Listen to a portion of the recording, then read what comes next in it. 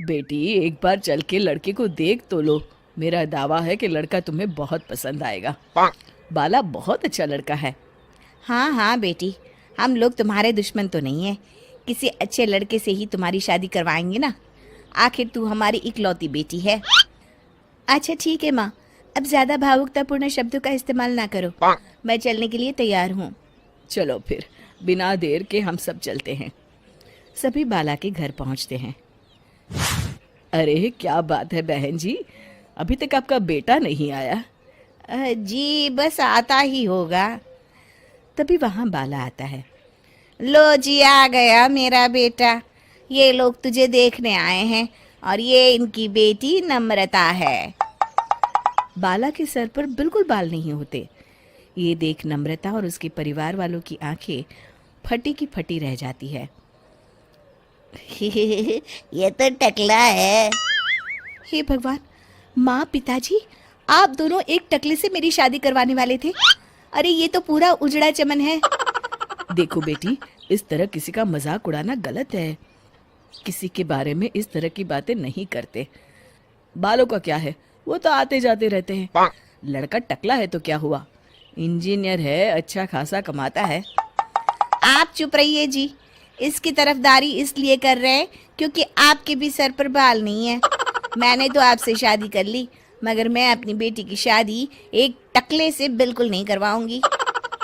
अरे ये क्या, कब से आप लोगों ने टकला टकला लगा रखा है? और माफ करना, तुम भी कोई हूर की परी नहीं हो। तुम लोग मेरे घर में आकर मेरी ही बेइज्जती कर रहे हो। निकल जाओ यहाँ से। हाँ हाँ तो जा रहे हैं ना, हमें भी यहाँ रुकने का कोई शौक नहीं है। नम्रता और उसके परिवार वाले उठकर वहां से जाने लगते हैं। तभी नम्रता का छोटा भाई जाते जाते कहता है, टकला। तेरा बाप टकला। और इस तरह बाला का रिश्ता टूट जाता है। फिर एक दिन सड़क के किनारे एक आदमी घूम घूम कर कंधी बेच रहा होता है। कंधी ले लो, कंधी, एक से बढ़िया एक कंघी ले लो, नए जमाने की कंघी ले लो।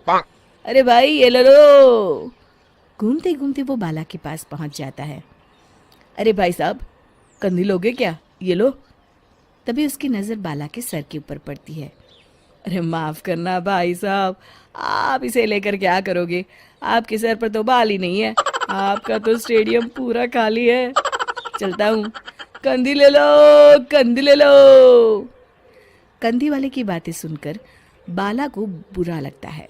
उस समय बाला को ऐसा महसूस होता है कि उसके लिए दुनिया में सबसे कीमती कोई चीज़ अगर है तो वो सिर्फ बाल है। बाला सड़क पर चलते हुए लोगों के बाल बड़े गौर से दिखता है। चलते चलते बाला एक मंदिर के पास पहुंच जाता है। हे भगवान, तुमने ये मेरे साथ क्या किया? थोड़े से बाल अगर मुझे दे देते तो तुम्हारा क्या चला जाता? सारी दुनिया मेरा मजाक उड़ाती है। अरे भाई, आज पहला इंसान देख रहा हूँ जो मंदिर आकर भगवान से अपने लिए बाल मांग रहा है। बेटा, भगवान ने तुम्हें सब कुछ तो दिया है, अच्छी सेहत है, अच्छी नौकरी है। लगता है तुम्हारी तबीयत ठीक नहीं है। घर जाओ, सब ठीक हो जाएगा।